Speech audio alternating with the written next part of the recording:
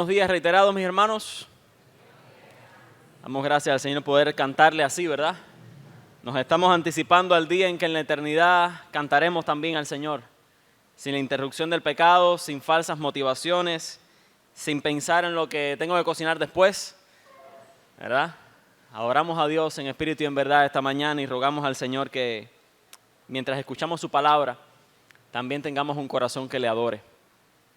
¿A cuántos les gusta escuchar una buena noticia? A todos, ¿verdad? Y las buenas noticias se disfrutan cuando más necesitamos escuchar la buena noticia. O sea, estás en el momento más crítico, necesitas que llegue esa buena noticia y justo cuando llega, pues ese es el mejor momento realmente de disfrutarla, ¿no? Hoy tenemos buenas noticias, muchas buenas noticias. Hay algunos que están esperando noticias de tantas cosas, pero ¿cuál de todas las buenas noticias que podemos recibir es la más importante? Vamos a pensar que el domingo pasado estuvimos viendo a Jesús entrar a Jerusalén. Había sido recibido, había sido aclamado como rey, las multitudes estaban gritando mientras él, montado en este pollino, pasaba por Jerusalén: Hosana, bendito aquel que viene en el nombre del Señor. Los fariseos no estaban contentos con eso, lo veíamos también en el pasaje.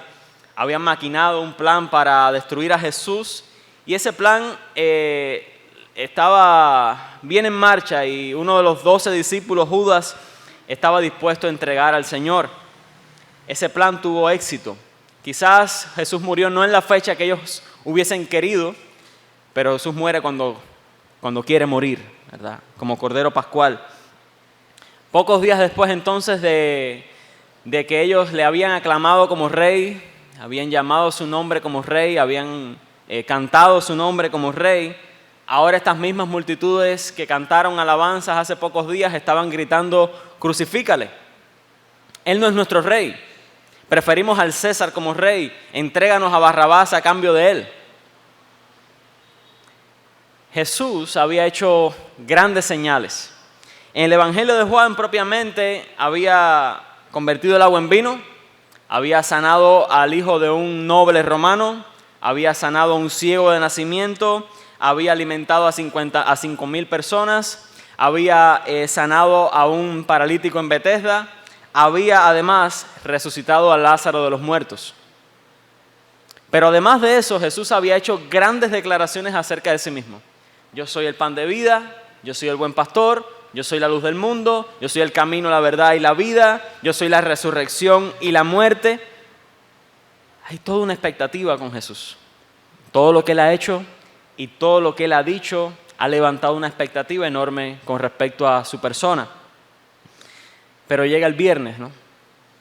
Para el viernes, Jesús ha sido traicionado por uno de sus discípulos más cercanos, ha sido negado por Pedro, ha sido abandonado por aquellos que caminaron juntamente con él, los apóstoles, fue condenado a muerte por crucifixión y ahora aquel que decía ser la resurrección y la vida, la luz del mundo, el pan de vida, el Hijo de Dios, estaba en la cruz del medio junto con otros dos, muriendo como un ladrón, como un malhechor, como un vulgar ladrón de este mundo. Y no pasó mucho tiempo hasta que el calor, el sangrar, la asfixia propia de la crucifixión termina acabando con su muerte. Leemos en Juan capítulo 19 precisamente ese momento justo, en versículo 30, cuando dice: cuando Jesús hubo tomado el vinagre, dijo: consumado es. Y habiendo inclinado la cabeza, entregó el espíritu. Eso está en Juan capítulo 19, versículo 30. Jesús parecía ser el rey, lo aclamaron como rey, pero ahora no moría como quizás un rey se supone que muera. Había muerto de una forma indigna de un rey, humillado. No era la forma definitivamente en la que los discípulos habían esperado que las cosas terminaran. No era esto no estaba en los planes de los discípulos. De todas formas, a la luz de todo esto, ¿cómo era posible que aquel que había resucitado a Lázaro de los muertos que había alimentado a tantos, que había hecho tan grandes señales, terminara muriendo de esta forma, siendo muerto por una cruz. Para el viernes, el rey había muerto. Esa es la realidad. Todas sus promesas, todas sus declaraciones, todas sus señales ahora eran tiradas por tierra. Estaban siendo opacadas por lo trágico, lo vergonzoso, lo humillante que había sido su muerte. Al final Jesús, a los ojos de todos, aquel viernes, parecía no ser más que un charlatán, que un mentiroso, que un engañador. Su cuerpo fue puesto apresuradamente en el sepulcro porque la Pascua estaba cerca o el reposo estaba cerca. Y este era el fin de aquel rabino llamado Jesús de Nazaret. Había sido muerto, había sido sepultado y sus discípulos, esos que habían dicho que le amaban, pues le terminan abandonando, corriendo, huyendo y escondiéndose. Quizás también por temor a que aquellos que habían matado a su maestro tomaran represalias también con él. El único sonido que se oyó aquel sábado fue el silencio. No se supo más nada acerca de nada. Había una tristeza mezclada con decepción en cada uno de los discípulos, en cada uno de ellos. ¿Cómo era posible? De hecho, si me acompañas un momentico a Lucas capítulo 24, y si no te da tiempo, tranquilo, yo te lo leo. En Lucas 24, dice esto el versículo 18. Respondiendo uno de ellos, estos son los dos discípulos que se encuentra el Señor en Emaús, que se llamaba Cleofas, le dijo: ¿eres tú el único forastero en Jerusalén que no ha sabido las cosas que en ella han acontecido en estos días? Entonces él les dijo: ¿qué cosas? Y ellos le dijeron: de Jesús Nazareno, que fue varón profeta, poderoso en obra y en palabra delante de Dios y de todo el pueblo, y cómo le entregaron los principales sacerdotes y nuestros gobernantes a sentencia de muerte y le crucificaron. Y escucha cómo ellos dicen esto, el versículo 21. Pero nosotros esperábamos que Él era el que había de redimir a Israel. Y ahora, además de todo esto, hoy ya es el tercer día que esto ha acontecido. Tristeza, decepción, humillación, promesas rotas, esperanzas destruidas. Así están los discípulos el sábado. Cuando la muerte llega, ya no hay más nada que hacer. El consuelo de los incrédulos en la muerte es: eso es lo que nos toca. Todos estaremos ahí en algún momento. Todos pasaremos, todos llegaremos a ese día. El rey ha muerto, el rey ha sido sepultado. ¿Cuál es entonces la mejor noticia que pueden recibir aquellos que le amaron en vida? ¿Cuál es la mejor noticia que pueden recibir los siervos del rey? ¿Cuál es la mejor noticia que pueden recibir aquellos que vieron a su rey hacer lo que nadie más podía hacer? ¿Y cuál es la mejor noticia que nosotros hoy necesitamos escuchar? Vamos a leer Juan capítulo 20, los versículos del 1 al 18.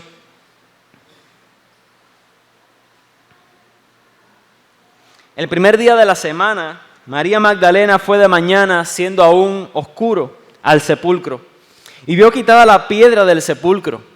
Entonces corrió y fue a Simón Pedro y al otro discípulo, aquel al que amaba Jesús, y le dijo: se han llevado del sepulcro al Señor, y no sabemos dónde le han puesto. Y salieron Pedro y el otro discípulo y fueron al sepulcro, corrían los dos juntos, pero el otro discípulo corrió más aprisa que Pedro y llegó primero al sepulcro. Y bajándose a mirar, vio los lienzos puestos allí, pero no entró. Luego llegó Simón Pedro tras él y entró en el sepulcro y vio los lienzos puestos allí y el sudario que había estado sobre la cabeza de Jesús, no puesto con los lienzos, sino enrollado en un lugar aparte. Entonces entró también el otro discípulo que había venido primero al sepulcro y vio y creyó, porque aún no habían entendido la Escritura, que era necesario que Él resucitase de los muertos. Y volvieron los discípulos a los suyos. Pero María estaba fuera llorando junto al sepulcro, y mientras lloraba, se inclinó para mirar dentro del sepulcro y vio a 2 ángeles con vestiduras blancas que estaban sentados, el uno a la cabecera y el otro a los pies, donde el cuerpo de Jesús había sido puesto. Y le dijeron: mujer, ¿por qué lloras? Les dijo: porque se han llevado a mi Señor y no sé dónde le han puesto. Cuando había dicho esto, se volvió y vio a Jesús que estaba allí, mas no sabía que era Jesús. Jesús le dijo: mujer, ¿por qué lloras? ¿A quién buscas? Ella, pensando que era el hortelano, le dijo: Señor, si tú lo has llevado, dime dónde lo has puesto y yo lo llevaré. Jesús le dijo: María. Volviéndose ella le dijo: Raboni, que quiere decir maestro. Jesús le dijo: no me toques, porque aún no he subido a mi Padre, mas ve a mis hermanos y diles: subo a mi Padre y a vuestro Padre, a mi Dios y a vuestro Dios. Fue entonces María Magdalena para dar a los discípulos las nuevas de que había visto al Señor y que Él le había dicho estas cosas. Amén. Mi Dios, gracias por esta mañana y por tu palabra. Necesitamos escuchar hoy una buena noticia, Señor. Necesitamos que nuestro corazón abrace la buena noticia del Evangelio de Jesucristo. Señor, ayúdanos en esta mañana para que mientras escuchamos tu palabra, nuestro corazón desborde en adoración a ti. Para que al salir de este lugar, Señor, no solamente tu palabra quede en nuestra mente, sino, Señor, que tu palabra penetre fuertemente en nuestro corazón y cree en él las convicciones que nos dominen para que en el tiempo difícil recordemos que vivimos bajo una buena noticia, Señor. Padre, que esta predicación adore tu nombre, pero también promueva la adoración de tu nombre. Que el pecador sea humillado, que el Salvador sea exaltado y que la santidad sea promovida en este lugar. Trae salvación, Señor, a este lugar, te pedimos una vez más. Ayúdanos, Dios, en esta mañana. En el nombre de Jesús te lo pedimos. Amén. Tenemos acá el relato de Juan de lo que ocurre en este primer día de la semana. Curiosamente comienza con una mujer, María Magdalena. Va al sepulcro temprano en la mañana, posiblemente para terminar de ungir el cuerpo del Señor. Todo el viernes había ocurrido un poco apresurado. Si se dan cuenta, el versículo 42 del capítulo 19 dice: por causa de la preparación de la Pascua y porque aquel sepulcro estaba cerca, pusieron a Jesús. O sea, había una cierta urgencia en enterrar a Jesús porque el día de la Pascua, el día de reposo, estaba cerca. Queda asombrada María.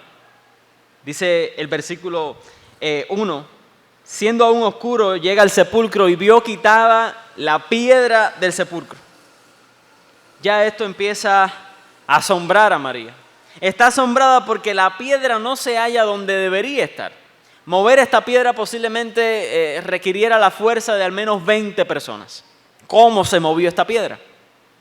María lleva desesperada esta noticia a Pedro y a Juan y le añade la conclusión que ella saca de haber visto la piedra removida. Se han llevado del sepulcro el Señor y no sabemos dónde le han puesto. Pedro y Juan corren a la tumba. No parece entonces tristeza suficiente que Jesús muriera, sino que ahora parece también que su cuerpo ha desaparecido. Hay tal confusión que no se sabe qué fue de su cuerpo. Pedro ve algunas cosas extrañas. Dice en el versículo 6, Simón Pedro entra y ve el sepulcro, los lienzos están puestos allí, el sudario está puesto en otro lugar, enrollado en la cabeza de donde debería estar la cabeza de Jesús. O sea, si alguien ha tomado este cuerpo, no se iba a preocupar por organizar, dejar las cosas bien dispuestas. Eso es algo extraño. Si alguien iba a tomar el cuerpo, no se iba a preocupar por dejar todo bien arreglado. Más bien debería haber desorden en aquel sepulcro.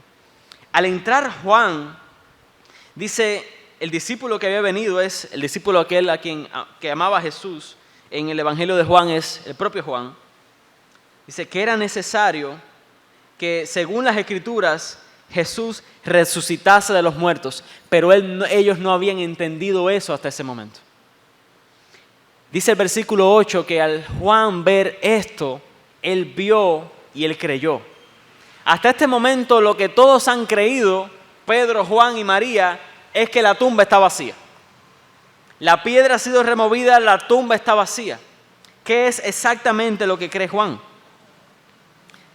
Juan cree que la mejor explicación para la tumba vacía es que Jesús haya sido resucitado de los muertos. Ahora, en su mente, él no puede hacer la conexión con las Escrituras y cómo las Escrituras habían apuntado a esto. Cómo las Escrituras estaban anunciando esto. O sea que le falta algo todavía a la fe de Juan. Le falta anclarla desde las propias Escrituras. Juan ve algo y cree. Sin embargo, más adelante, en el versículo 29 del capítulo 20, Jesús dice esto: bienaventurados los que no vieron y creyeron. Nosotros quisiéramos hoy ver a Cristo resucitado parado en este púlpito predicando posiblemente. Pero ya somos bienaventurados, porque sin ver eso le hemos creído.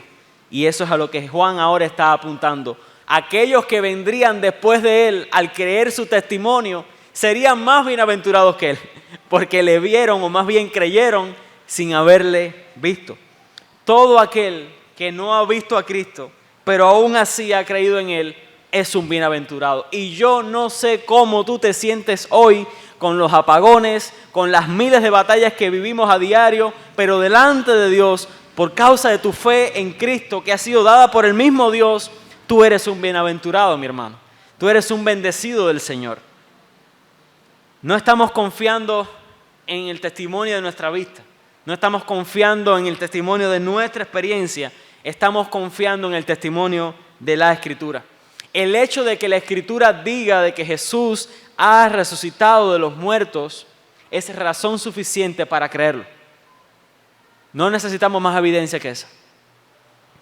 No llegamos entonces a un conocimiento profundo de Cristo solamente por nuestra experiencia. Ciertamente nuestra experiencia es importante. Debemos conocer de forma personal, experiencial al Señor, pero la Escritura es la última palabra. La Escritura es la que me muestra realmente cómo es Cristo, quién es Cristo, qué ha hecho Cristo y qué ha dicho Cristo. Es a ese testimonio fiel del mismo Dios en donde yo voy a conocer realmente y fielmente al Señor. Y con respecto a todas las cosas y en particular a la resurrección de Cristo, es la Biblia. Es la palabra de Dios la que tiene la última autoridad. Lo que ella dice, eso es y punto. Sin importar lo que mi experiencia diga o lo que las circunstancias digan. Cuando vemos a Juan decir en sí mismo, aún no habían entendido la Escritura, que era necesario que Él resucitase de los muertos, nos damos cuenta que la palabra ha sido escrita para que confiemos en la palabra. La Biblia nos ha sido dada para que nuestra fe sea puesta en lo que Dios ha declarado a través de sus autores inspirados. Esta porción de la Escritura tiene que hacernos confiar todavía más en la Escritura. Por tristes y aparentemente fuera de control que hubieran ocurrido los acontecimientos que narramos ahorita, de acuerdo con Juan, todo va de acuerdo al plan. Todo va de acuerdo a cómo las cosas han sido diseñadas desde antes de la fundación del mundo y han quedado registradas en las Escrituras. Todo parece fuera de control, pero en las manos de Dios todo ha sido milimétricamente calculado. Y para que tengamos conciencia de eso, quiero que me acompañes al capítulo 19. ¿La maldad del hombre podrá frustrar el plan de Dios? ¿Será que tenemos que temer a lo que el hombre está maquinando y cómo el hombre puede derrotar el plan de Dios? ¿Será eso posible? Capítulo 19, versículo 24. Dice esto. Estos son los soldados repartiéndose la ropa de Jesús. No la apartamos, sino echemos suerte sobre ella a ver de quién será. Y dice Juan, esto fue para que se cumpliese la Escritura, que dice, repartieron entre sí mis vestidos y sobre mi ropa echaron suertes. Versículo 28 dice esto. Después de esto, sabiendo Jesús que ya todo estaba consumado, dijo, para que la Escritura se cumpliese, tengo sed. Versículo 36. Porque estas cosas sucedieron para que se cumpliese la escritura. No será quebrado hueso suyo. Y también otra escritura dice, mirarán al que traspasaron. Mi hermano amado, Jesús entra a Jerusalén como está escrito. Es traicionado como está escrito. Muere como está escrito. Es levantado de los muertos porque así está escrito que suceda y regresará por su iglesia porque así Él ha dicho que va a suceder. Esa es la esperanza de gloria que nos mueve a cantar al Señor, que su palabra es cierta, su palabra siempre se cumple, mi hermano. Si esta es la palabra cierta y si esta es la palabra que siempre se cumple, pues entonces yo tengo que traer mi vida delante de la palabra y dejar de escuchar a mi engañoso corazón. Decía un predicador que si hay algo terrible y peligroso es escuchar a nuestro corazón. Sé que todas las películas de Hollywood y toda la fantasía esta nos ha dicho escucha tu corazón. Pero no deberíamos escuchar a nuestro corazón. Engañoso es más que todas las cosas. Si la palabra de Dios se cumple, tal y como se cumplió en Cristo, mi hermano, la opinión de Dios acerca de tu vida es la más importante. No sé si tú has pensado en esto, pero deberíamos detenernos a pensar qué tiene Dios que decir acerca de la relación que he comenzado. ¿Qué tiene Dios que decir acerca de esto que estoy sintiendo en mi corazón? ¿Qué tiene Dios que decir acerca de mi plan, de mi proyecto, de mi agenda? ¿Qué tiene Dios que decir acerca de tal o más cual cosa que está ocurriendo en mi vida? Estas preguntas tienen que estar en nuestra mente, porque lo que más necesitamos nosotros escuchar no es a nuestro corazón, sino a la palabra de Dios, la voz de Dios. Yo necesito diariamente escuchar la voz de mi Dios, porque esa voz es cierta, esa voz no va a fallar, esa voz siempre se va a cumplir. Y eso es algo que Juan recordó después. Como las Escrituras anticipaban que Cristo tenía que resucitar. El versículo 10 cierra esta parte.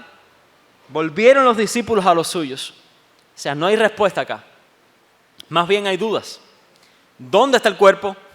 ¿Quién movió la piedra? ¿Dónde está Jesús? ¿Qué ha pasado aquí? Ellos regresan a los suyos posiblemente para contarles justamente lo que ha estado aconteciendo, lo que ellos han visto. Y ahora el resto del pasaje se enfoca en María.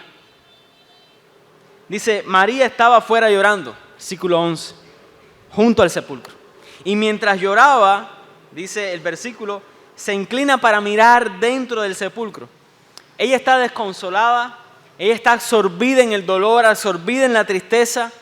Fíjense si es así, que Juan ni siquiera se dedica a ver cuál fue la reacción de María al ver dos ángeles. Ciertamente la reacción nuestra sería, wow, o sea, vi un ángel, lo estaríamos contando, pero María está tan triste que Juan ni siquiera dedica tiempo a describir cuál fue su reacción.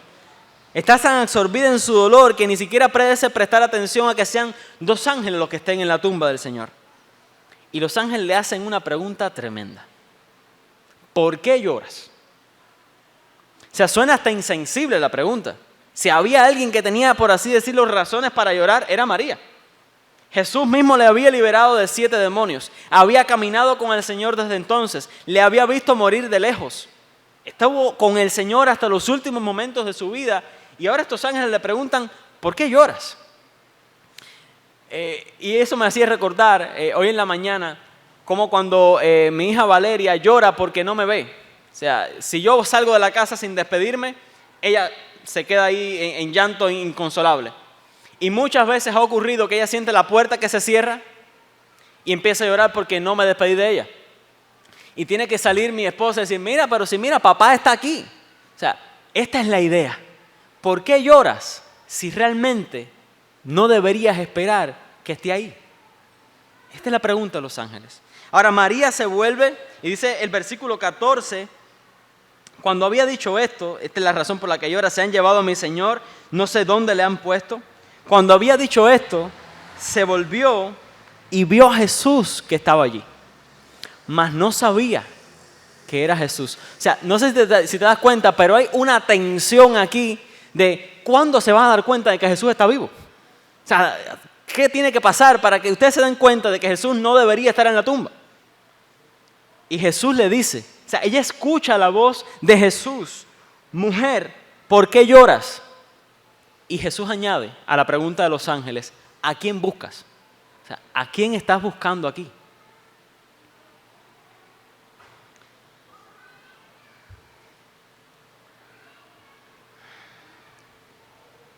¿Por qué seguimos buscando en los lugares equivocados a Jesús? ¿En qué clase de Jesús había creído María y por qué había ido a la tumba? Los otros relatos de los evangelios nos dicen que Jesús les había dicho claramente: yo me voy a encontrar con ustedes en Galilea. ¿Qué esperaba Jesús? Que ellos escucharan, supuestamente, ¿no?, creyeran y fueran a Galilea, no a la tumba. Pero ¿qué hace Jesús? Jesús va a la tumba donde Él resucitó, porque sabe que sus discípulos no van a creer. No van a creer. Sus mentes están cegadas todavía. No son capaces de reconciliar a aquel que dijo ser la resurrección y la vida con aquel que ha resucitado a los muertos. No han hecho la conexión. No han visto cómo las Escrituras apuntan plenamente a la resurrección de Cristo. Y Jesús va a la tumba, sabiendo que allí iba a encontrar a alguno de los discípulos. Y se encuentra con María. Eso nos habla de la gracia de Cristo. Al final tú estás aquí porque Cristo te buscó y te encontró. Él fue el que te halló, el que te escogió y el que te habló cuando más tú lo necesitabas. Cuando ya no había esperanza, cuando solo había tristeza, allí Dios habló a través de Jesús. Y eso es lo que está experimentando María aquí, que Jesús le ha hablado, pero ella no lo sabe. Ella no sabe que Jesús le está hablando. ¿Tú sabes cuántas veces, como incrédulo, y lo pienso yo, Jesús me estuvo hablando sin yo saber que era Jesús quien me estaba hablando? Y estuve así un tiempo, Jesús hablándome, testificando a través de otros, hablándome a través de circunstancias, de situaciones, hablándome a través de tratados que me encontraba en la calle, y yo no sabía que Jesús era el que me estaba hablando. Pero si hoy tú estás aquí, mi hermano, como hijo de Dios, es porque Jesús te buscó allí donde tú no debías estar.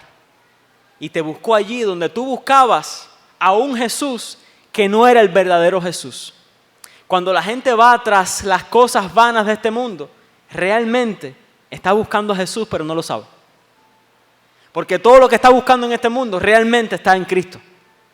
Y es necesario que Jesús vaya tras nosotros, nos encuentre allí y nos salve. Jesús te ha traído acá hoy como su rebaño para ser pastoreado por Él y saciado por Él, porque nada más en este mundo va a saciar tu corazón. Al igual que María buscaba a un Jesús muerto, nosotros nos hemos cansado una y otra vez de ir tras falsos cristos, tras falsos salvadores, tras un Jesús que es conforme a mis expectativas, que responde a todas mis preguntas, que me deja sin ninguna duda, que me trae todas las evidencias científicas a favor de su resurrección. No, Jesús no sirve a tus propósitos, Él sirve a los suyos. Tú estás buscando a veces a un falso Jesús según tu expectativa humana, pero el verdadero Jesús que ha resucitado de los muertos va detrás de tu corazón. Y va detrás de tu corazón aquí y ahora. Aquí y en esta hora Jesús te está hablando aunque tú no ves a Jesús hablando.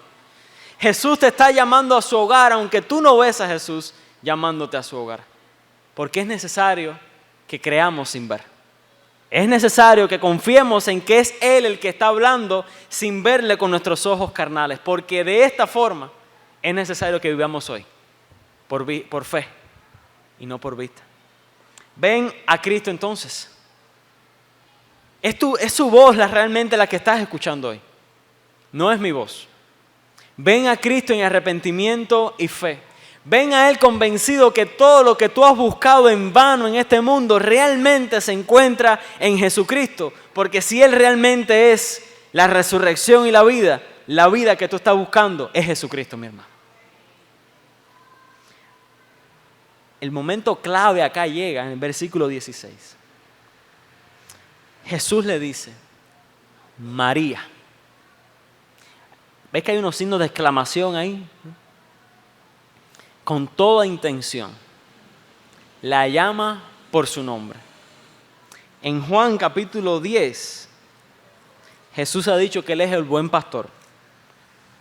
Y dice en el versículo 3, a este buen pastor abre el portero y las ovejas oyen su voz y a sus ovejas llama por nombre y las saca.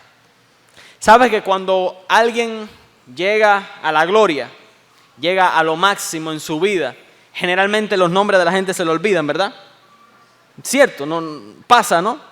Jesús está en gloria y Él recuerda el nombre de alguien, pero no recuerda, hermano, el nombre de Pedro, el más impetuoso, aquel que había dicho, yo voy a ir contigo hasta la muerte. No recuerda el nombre de Juan, el que más le amaba. No recuerda el nombre de ninguno de los otros discípulos, sino que se dirige específicamente a María. María hubiese quedado olvidada porque María no escribió ninguna carta del Nuevo Testamento, no escribió ningún libro de la Biblia. Hubiese quedado olvidada si no hubiese sido porque Jesús nos está mostrando que cada oveja del redil para Él es importante. Tú eres una oveja del redil del Señor y qué bueno saber que cuando soy olvidado por otros, Jesús me llama por mi nombre. Y María se está dando cuenta de esto. María, le dice Jesús. Volviéndose ella, le dijo, Raboni, que quiere decir maestro. A la voz de Cristo, María responde, este es mi Señor. Realmente este es el maestro. Este es con el cual yo caminé, este es al cual yo vi hacer todas estas señales. Y María reacciona como una mujer, solamente una mujer puede hacerlo.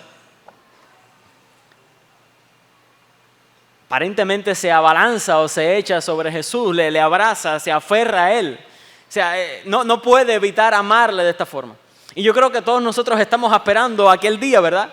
En el cual realmente de forma íntima y personal podamos tener este abrazo con Jesús. Pero, dice el versículo 17, no me toques, porque aún no he subido a mi Padre. ¿Cómo? O sea, nosotros estamos en un momento en nuestra vida, María está en un momento en su vida en el que ella quiere aferrarse a Cristo ahora, o sea, en ese momento. Pero Jesús le dice, no me toques porque aún no he subido a mi Padre.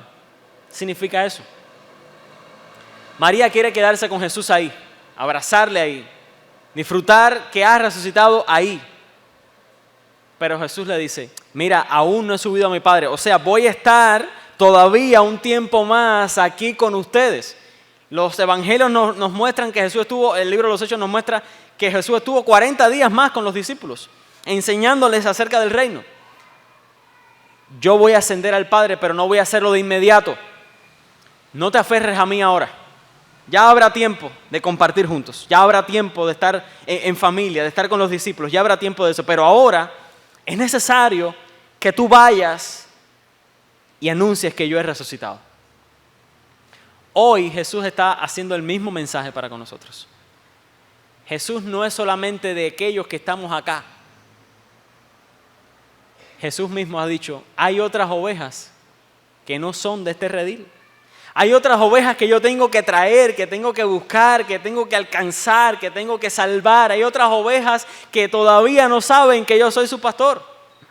Y hoy estamos acá como los discípulos en la transfiguración, haciendo nuestra enramada, disfrutando a Cristo, gozándonos en el Señor, en la esperanza que tenemos en Él. Pero no se nos puede olvidar que nosotros también tenemos una misión. Y es hacer saber a otros de que Jesucristo ha resucitado de los muertos. Juan no nos dice que Jesús resucitó. Juan solamente nos muestra a Jesús hablando. Eso es lo que hacemos nosotros. mostrar que Jesús ha resucitado y que Jesús está hablando. Las palabras de alguien que regresa a los muertos son importantes, ¿no? O sea, yo creo que si alguien resucita a los muertos, queremos saber lo que esa persona tiene que decir. Ahora Jesús habla y Jesús dice cosas muy importantes. Primero, dice el versículo 17, ve a mis hermanos y diles, subo a mi Padre y a vuestro Padre, a mi Dios y a vuestro Dios. En el Salmo 22, que relata o que describe poéticamente o se anticipa poéticamente a muchos de los eventos que sufrió Jesús en la cruz, dice esto, Salmo 22, versículo 22. Anunciaré tu nombre a mis hermanos en medio de la gran congregación. María es partícipe de aquello que Jesús está haciendo. Anunciar a otros, a sus hermanos, anunciar su nombre en gran congregación. Esta es la misión de María, a la luz de que Cristo es resucitado. Pero incluso antes de eso, le dice, aún no he subido a mi Padre, mas ve a mis hermanos. Y Jesús se está refiriendo, no a sus hermanos terrenales, se está refiriendo a sus discípulos. En versículo 18 vemos que María va a los discípulos, no va a los hermanos del Señor. Jesús sabe que todos ellos le abandonaron. Pero Jesús aún así les llama hermanos. La gracia del Señor. Una gracia que perdona, una gracia que restaura, una gracia que da identidad nueva, una gracia que nos hace una familia. Jesús los llama hermanos a los mismos que lo abandonaron. Y todos nosotros nos descarriamos. Y todos nosotros hoy somos hermanos del Señor. ¿Por qué venimos a ser hermanos del Señor? ¿O cómo venimos a ser hermanos del Señor? Desde el propio comienzo del Evangelio, en el capítulo 1, el versículo 12, Juan dice, a todos los que le recibieron, a los que creen en su nombre, a estos les dio potestad de ser hechos hijos de Dios. Soy hermano de Jesús porque soy hijo de Dios. Y al ser hijo de Dios, pues soy hermano de Jesús. Eso significa que pertenezco a una familia. Ya jamás volveré a estar solo. Dios me ha anunciado su nombre, el nombre de Cristo, y yo he venido a ser resucitado, y yo he venido a ser puesto en una gran congregación para alabar el nombre del Señor. Y solamente por medio de este Cristo es que yo puedo llamar a Dios mi Padre. Solamente por medio de este Cristo. Porque solo a través de Jesucristo podemos ser adoptados como hijos de Dios. Solamente a través de Jesucristo podemos venir a formar parte de la familia de Dios. Sin Cristo, mi hermano, no éramos más que huérfanos espirituales. De hecho, Jesús nos da nuestra identidad desde la propia oración modelo. Padre nuestro que estás en los cielos, ya tienes un Padre. En Efesios capítulo 2 dice esto Pablo, así que ya no sois extranjeros ni advenedizos, sino conciudadanos de los santos y miembros de la familia de Dios. Y algo muy importante, que jamás se te ocurra pensar que no eres amado por Dios. Podemos dudar del amor de nuestros padres terrenales. Y en nuestra incredulidad llegamos a dudar del amor de nuestro Padre Celestial cuando las circunstancias parecen decir otra cosa. Pero lo cierto es que el propio Jesús dijo que el Padre nos ama tanto como el mismo Dios ama a su Hijo unigénito. En Juan capítulo 17, versículo 23, Jesús está orando para que nosotros que creeríamos en Él entendiéramos lo siguiente, que tú lo has amado a ellos como también a mí me has amado. Pero el problema es que mi fe en Jesús es pequeña, quizás por eso Él no me ama tanto, quizás por eso me pasan cosas malas. Tu fe puede ser pequeña, mi hermano. Tu fe puede ser imperfecta. Tu fe incluso puede tambalearse en ciertos momentos. Tu fe incluso puede hacer preguntas. Tu fe incluso puede dudar, pero si tu fe está en el lugar correcto, que es Jesucristo, hasta el más débil y hasta el más pecador de todos nosotros, por medio de Cristo, es un hijo de Dios, para siempre. Eso no hay nada que lo pueda cambiar. Para siempre puedes llamarte hijo de Dios. Y esto es importante, porque Jesús nos ve como sus hermanos, ve a Dios, su Padre, como nuestro Padre, y es importante pertenecer a esta familia, porque solamente hay dos familias en esta tierra. No es la familia de los González, de los Ortiz, de los Rodríguez, no es esa clase de familia. Está la familia de Dios y está la familia del diablo. Y créeme, perteneces a una de las dos familias. Si estás en Cristo, perteneces a la familia de Dios.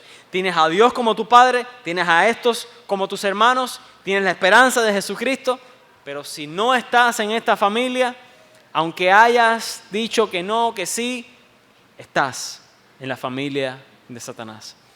Y no hay esperanza para esa otra familia. No hay regocijo para esa otra familia. Lo único que espera es la condenación. Lo único que espera es juicio. Lo único que espera es que cuando venga el león de la tribu de Judá, él lo destruya por completo.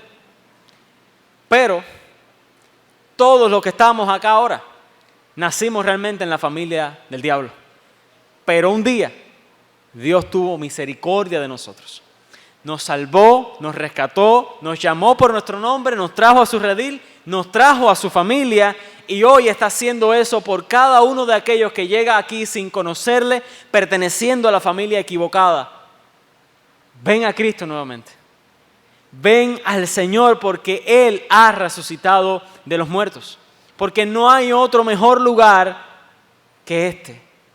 La presencia del Señor, donde hay delicias a su diestra, donde en su presencia realmente hay plenitud de gozo. Es interesante como dice el propio Jesús, subo a mi Padre. Esto significa que el sacrificio que Jesús ha hecho ha sido acepto por Dios.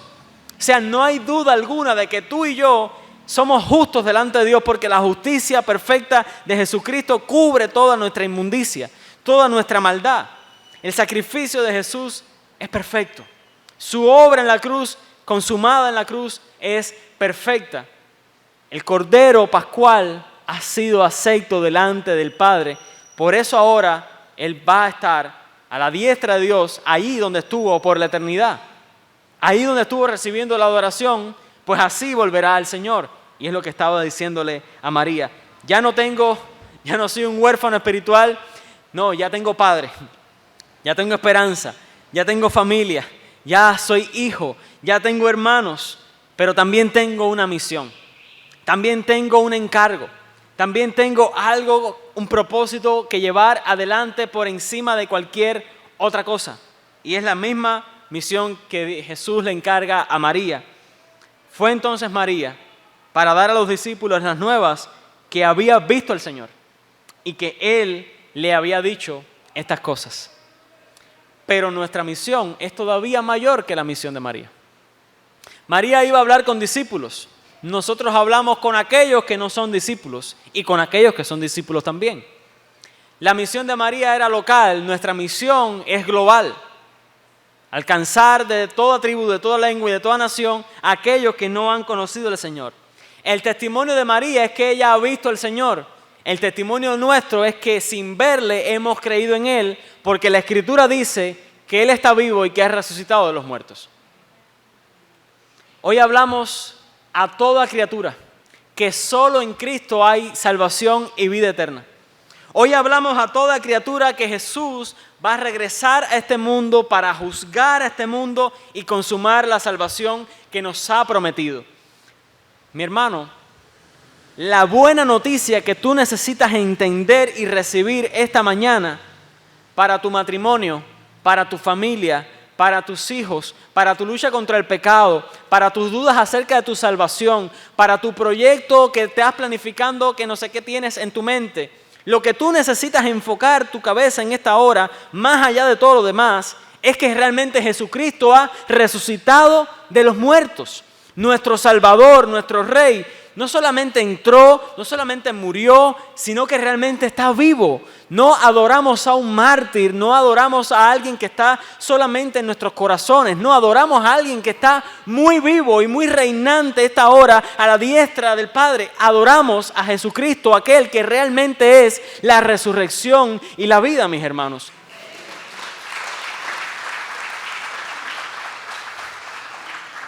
No es un ideal lo que nosotros defendemos, no es una falsa esperanza, no es algo que alguien me dijo, no, es lo que Dios ha dicho en su palabra. Mi Dios está realmente vivo y como está vivo, Él va a cumplir lo que Él ha prometido. Tu esperanza hoy es que tu Señor está vivo y que tu Señor, no sé cuándo, no sé exactamente cómo, no sé en qué momento, no sé en qué año, pero tu Rey también viene, mi hermano. Porque tu Rey está vivo y tu Rey va a cumplir lo que Él ha prometido. Esa es la esperanza para nosotros que estamos acá hoy. Esa es la esperanza que el mundo necesita escuchar. Porque hay otras ovejas fuera de este redil. A que el buen pastor también necesita llamar por su nombre. Y muchas veces nos usará a nosotros como su voz. Así que damos toda la gloria al Señor. Porque tenemos la buena noticia de que Jesucristo ha resucitado de los muertos. ¿Y sabes qué? El domingo que viene también es domingo de resurrección. Porque esta verdad necesita ser contada hasta que Jesucristo venga. Mi Dios, gracias por esta mañana. Necesitábamos escuchar una buena noticia. Y quizás, Dios, y tú sabes lo que está en nuestro corazón ahora, no es la noticia que yo hubiese esperado escuchar. Necesitaba escuchar algo más, pero Tú eres el que sabe realmente lo que nosotros necesitamos oír, Señor. Y no hay mayor verdad ni mayor tesoro que este. Y no hay otra roca sobre la cual se edifique nuestra vida que Cristo mismo y el resucitado. Gracias, Señor, porque levantaste a Cristo de los muertos y de esto dan testimonio las Escrituras. Ayúdanos a confiar en tu palabra. Ayúdanos, Señor, en esta hora a meditar en lo que implica, en lo que significa para mi vida hoy que tu Hijo está vivo. De que Cristo, mi Rey, mi Señor, mi Salvador, vive y reina. Señor Dios, que yo pueda realmente, convencido de esto, llevar a otros esta verdad. Llevar a otros esta esperanza. Llevar a otros este consuelo. En el nombre de Jesús oramos a ti, nos encomendamos a ti, Señor. Amén. Amén. Dios les bendiga, mis hermanos.